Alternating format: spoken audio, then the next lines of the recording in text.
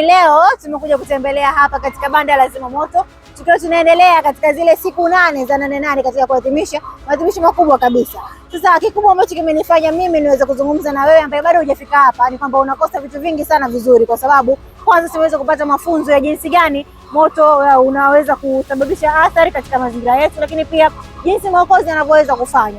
Moja kwa moja nitoke huko nije katika eneo pendwa. Mpaka sasa hivi katika upande mmoja mzima wa Jeshi la Zimamoto na Uokoaji, huduma kubwa kwa upande wetu sisi kama mnavyotuona mama wajawazito imeweza kuboreshwa, nikimaanisha huduma ya ambulance.